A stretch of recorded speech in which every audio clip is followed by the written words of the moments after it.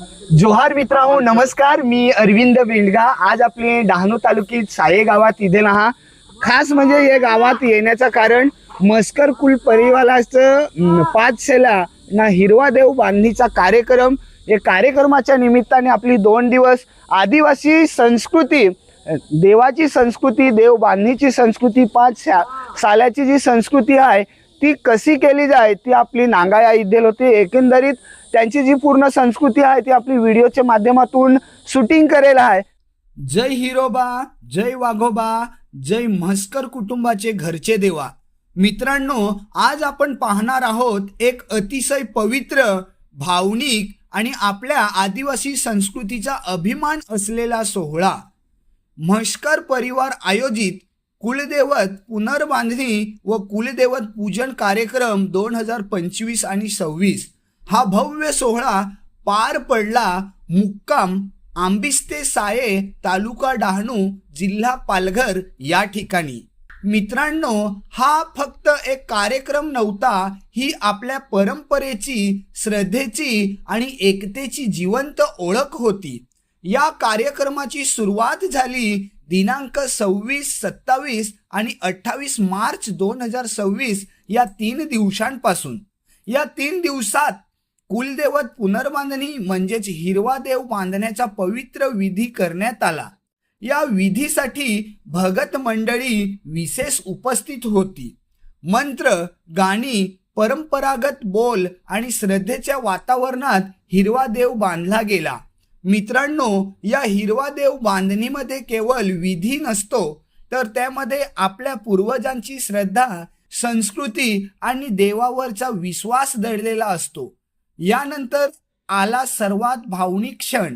दिनांक 28 मार्च 2026 रोजी आई महालक्ष्मी मातेच्या मंदिरातून फडाची देवीचा आशीर्वाद घेऊन देव्हाऱ्यातील देव खांद्यावर घेतला गेला आणि सुरू झाला एक कठीण पण भक्तीने भरलेला प्रवास. सुमारे 17 ते 20 किलोमीटरचा पायी प्रवास, ढोल ताशांचा गजर, जय हिरोबा देवचा नारा आणि सर्वांच्या चेहऱ्यावर भक्तीचा उत्साह. लहान मुलांपासून ते ज्येष्ठ नागरिकांपर्यंत सर्वजण या प्रवासात सहभागी झाले. महिलांनी सुद्धा मोठ्या ताकदीने आणि श्रद्धेने हा प्रवास पूर्ण केला. रस्त्यात ठिकठिकाणी थांबे घेण्यात आले. प्रत्येक ठिकाणी देवाला धार देण्यात आली, थोडी विश्रांती घेतली आणि पुन्हा नव्या जोमाने पुढे प्रवास सुरू झाला. ही परंपरा दर 5 वर्षांनी पार पडते आणि आजही ती तितक्याच श्रद्धेने जपली जाते. मित्रांनो, आजच्या काळात असा परंपरा टिकवणे सोपे नाही, पण म्हस्कर कुटुंबाने ती जिवंत ठेवली आहे, ही खूप मोठी गोष्ट आहे. आणि अखेर सर्वजण पोचले उर्से साये या पवित्र ठिकाणी. यानंतर आला मुख्य दिवस, रविवार दिनांक 29 मार्च 2026. या दिवशी पार पडला कुलदेवत पूजन कार्यक्रम. या ठिकाणी हिरोबा देवाचा पसारा मांडण्यात आला. तसेच महालक्ष्मी मातेच्या आशीर्वादाने आणलेली देव सुद्धा या ठिकाणी पसाऱ्यात मांडण्यात आले. संपूर्ण परिसर भक्तिमय झाला होता.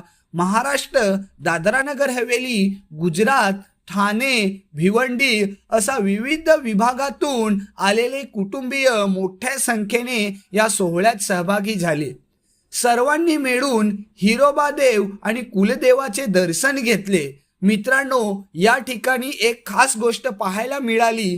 भक्तांची गाणी, बोल आणि कहाण्यांच्या माध्यमातून देवामध्ये जीव आणण्याची परंपरा पार पाडली.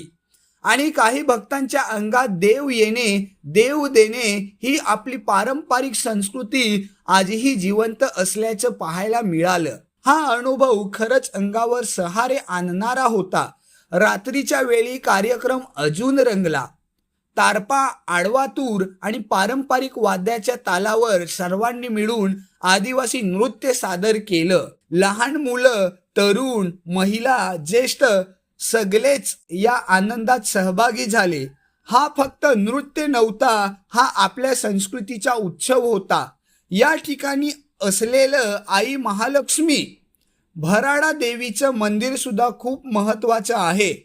म्हस्कर कुटुंबाच्या कुळांशी जोडलेले हे मंदिर आणि आलेल्या प्रत्येक भाविकाने मोठ्या भक्तिभावाने तिचं दर्शन घेतलं. मित्रांनो, असा कार्यक्रमामुळे आपण आपल्या मुळांशी जोडलेलं राहतो, आपली ओळख टिकून राहते आणि पुढच्या पिढीला आपली संस्कृती समजते. आजच्या काळात मोबाईल आणि शहरीकरणाच्या धावपळीत आपण आपल्या परंपरा विसरत चाललो आहोत, पण असा कार्यक्रमामुळे आपण पुन्हा आपल्या संस्कृतीकडे वळतो आणि अभिमानाने म्हणतो आपण आदिवासी आहोत, आपली संस्कृती महान आहे. जर तुम्हालाही असा पारंपरिक, भावनिक आणि संस्कृतीने भरलेला सोहळा आवडला असेल तर हा व्हिडिओ नक्की शेअर करा. आपल्या आदिवासी संस्कृतीला जगापर्यंत पोहोचवण्यासाठी तुमचा सपोर्ट खूप महत्त्वाचा आहे. जय हिरवा देव, जय वाघोबा, जय आदिवासी संस्कृती, जय मस्कराच्या घरचे देवा.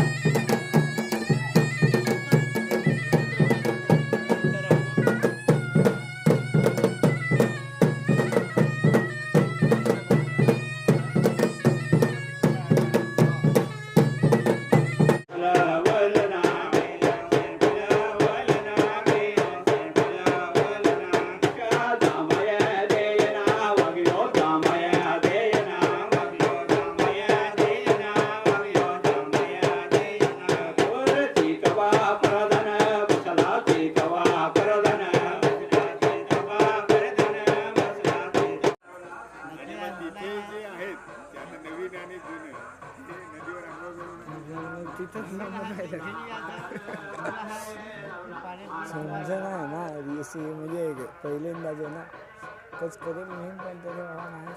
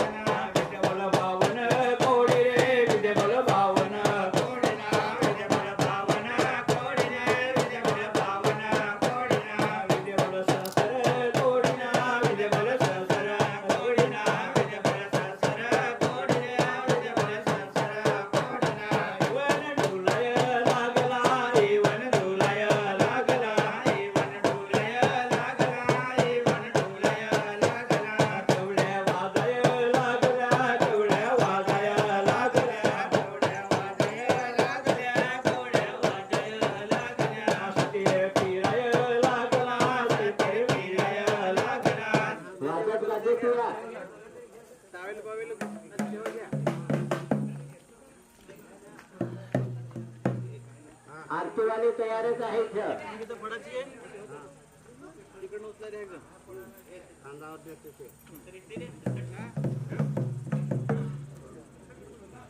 शैलेशने बांधायला घेतलंय का?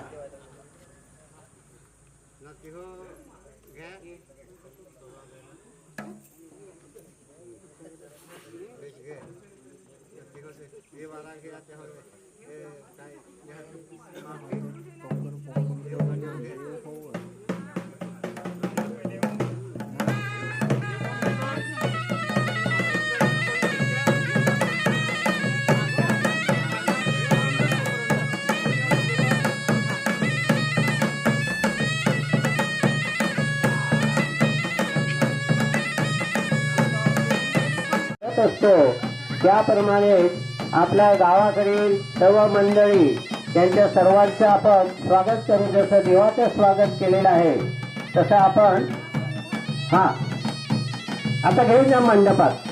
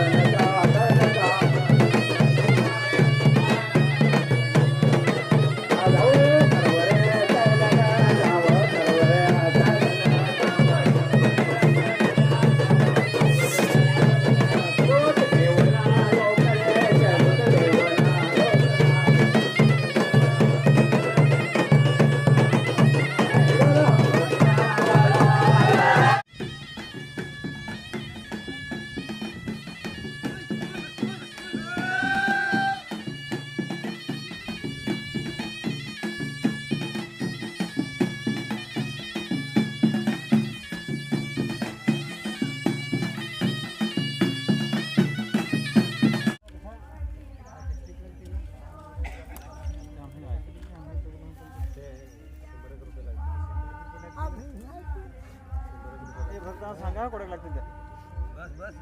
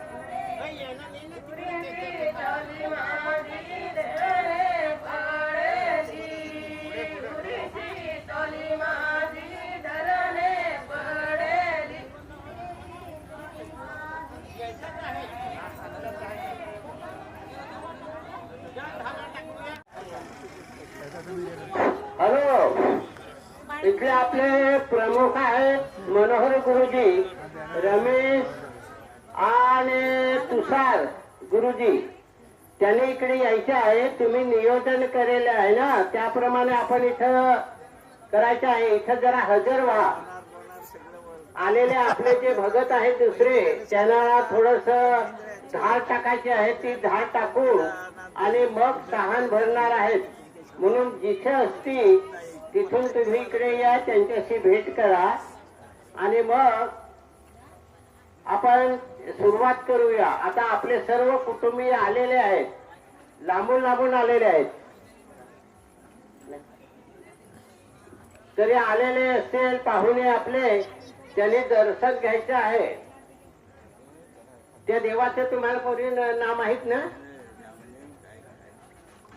हिरवा सांगायचे. हो, तर त्याचा नमस्कार करायचा. आपल्या पोराला, कुटुंबाला, सर्वांना आशीर्वाद देतो.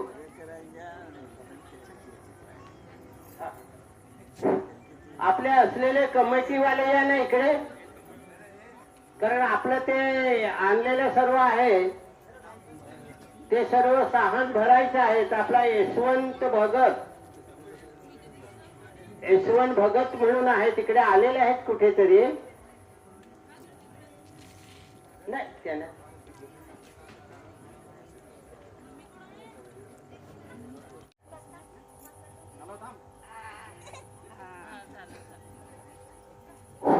हॅलो, आहेत का?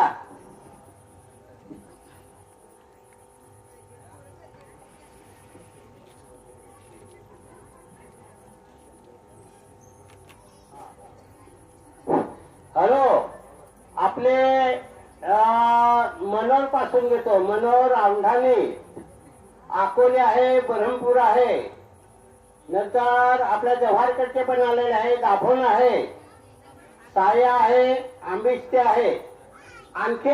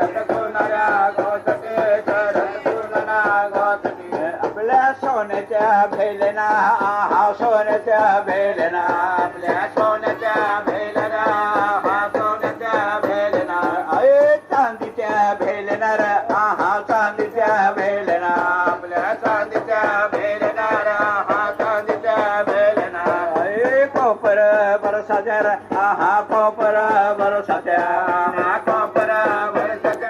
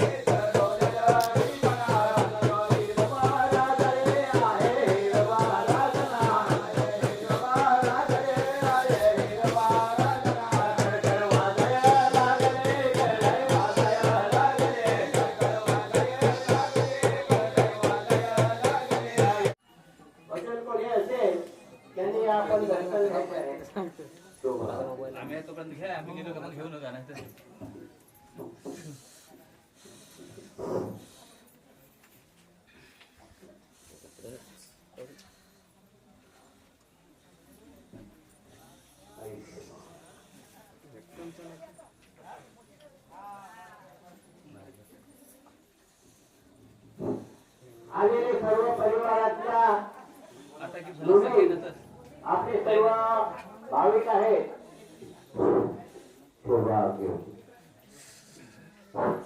ज्यांनी आपण दर्शन घ्यायचे आहे.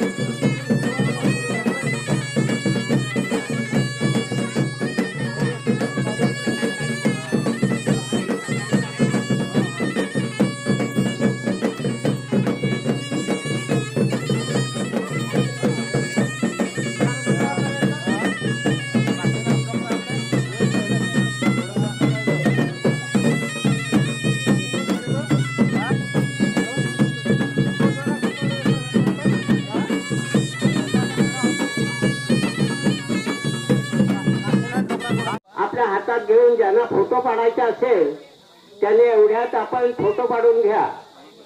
आपली इच्छा असेल आपल्याला सर्वांनी जे दर्शन झाल्यानंतर त्या हातामध्ये घेऊन आपण त्याचा फोटो काढायचा आहे. असे आपण भगतने आपल्याला सांगितलं आहे की ज्यांना कोणाला फोटो काढायचा असेल नंतर आपण त्याची बांधणी केल्यानंतर आपल्याला ते 5 वर्षाने किंवा 1 वर्षाने दर्शन होईल.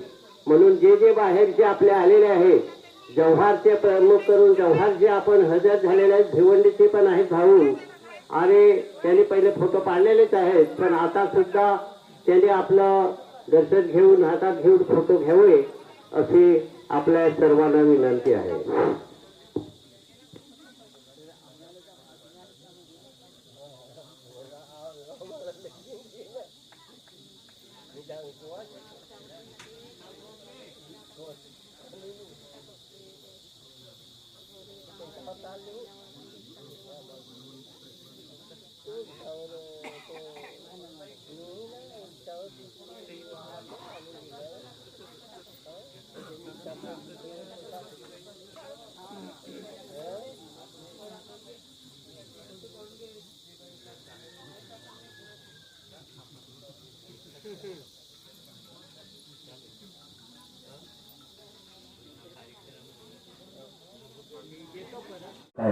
जेव्हापासून ह्या कार्यक्रमाची रूपरेषा ठरली तेव्हापासून संपर्कात राहणे प्रत्येक गावातील मस्करांशी तसं काम ह्या राजेंद्र मस्करच्या माध्यमातून आपल्याला पाहायला भेटलंय. जशी आपल्या शरीरामध्ये एक धमनी असते जी धमनी पूर्ण शरीरामध्ये रक्त पोहोचवण्याचं काम करते.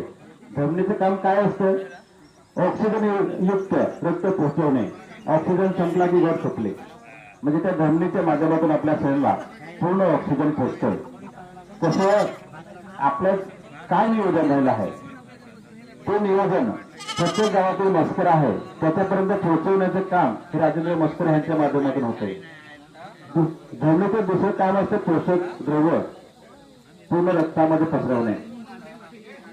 तसंच राजेंद्र मस्करच्या माध्यमातून काय निधी आहे किती निधी लागणार आहे कुठे फिरावं लागणार आहे ह्याचं पूर्ण नियोजन आपल्या गावा मस्कर परिवारातील पूर्ण गावांमध्ये पोहोचवण्याचं काम हे राजेंद्रच्या माध्यमातून होतं.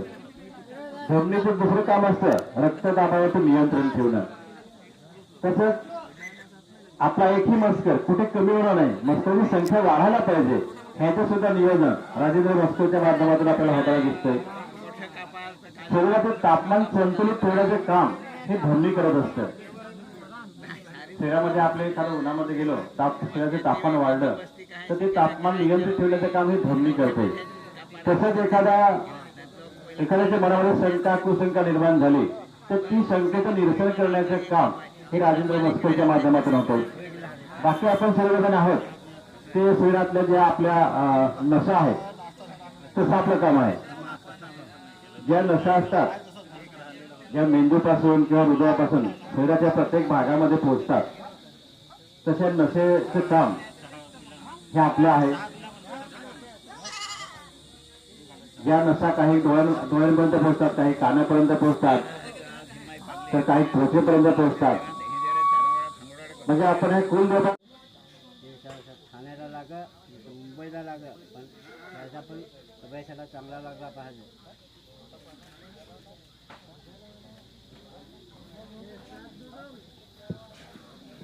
आपण ह्या ठिकाणी कुलदेवतेच्या माध्यमातून ह्या ठिकाणी जमेल आहोत. परंतु आपली ओळख एवढीच आहे का? तर तुमच्या माहितीसाठी सांगतो की आपल्या कुटुंबामध्ये जुनी पिढी जी होती त्याच्यामध्ये पोलीस आहेत, शिक्षक आहेत, कंपनीमध्ये फॉरमॅन आहेत. परंतु तोच किस्सा आता नवीन पिढीमध्ये सुद्धा पाहायला भेटतो.